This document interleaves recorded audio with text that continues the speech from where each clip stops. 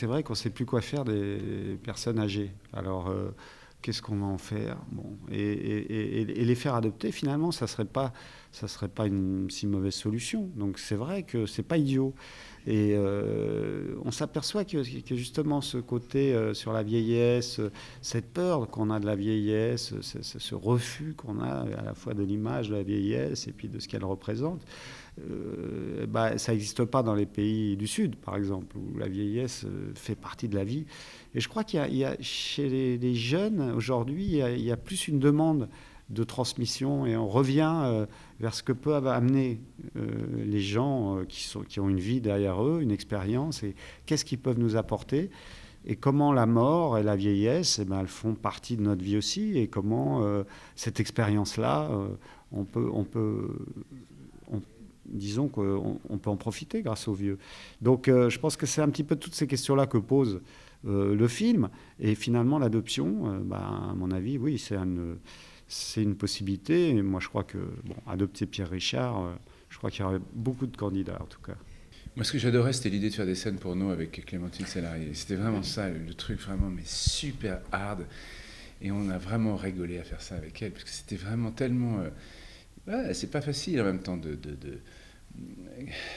on est super timide à un moment donné, et puis là c'était vraiment brutal, quoi. Je trouvais ça super à faire.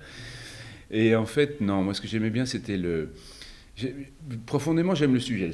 J'aime ce sujet sur l'hypocrisie qui entoure le problème de la vieillesse, le double sujet, c'est-à-dire la fascination pour la notoriété, pourquoi est-ce que les gens achètent des revues à scandale, qu'est-ce qui fait que quelqu'un change à vos yeux parce qu'il est dans les journaux, pourquoi est-ce que les gens sont impressionnés par ça? C'est un sujet dont moi-même je suis victime, donc il m'intéresse.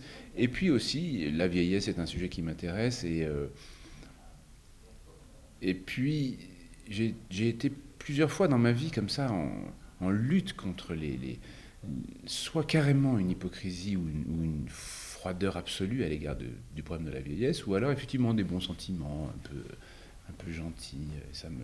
Moi, le seul film que j'ai voulu réaliser est un film sur l'arrivée d'une vieille dame dans une maison de retraite. Donc, pour vous dire à quel point ça me touche.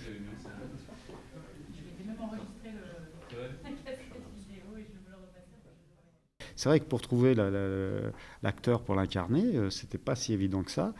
Et Pierre Richard, il amenait cette dose de positif, et puis il incarne auprès de moi-même et puis auprès du spectateur tout un pan de l'histoire du cinéma français. Donc ça m'intéressait de jouer avec ça.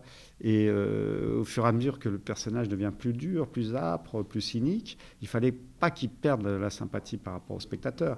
Donc lui, il a cette capacité, il a la capacité d'aller très loin et finalement de garder le spectateur avec lui.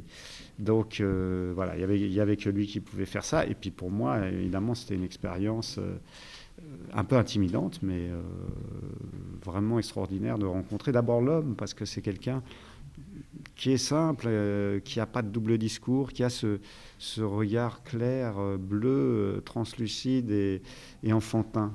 Et il est comme ça, il ne cache rien. Alors il joue avec son corps, il joue avec ce qu'il sait faire aussi, avec ce qu'on l'a vu faire bien sûr.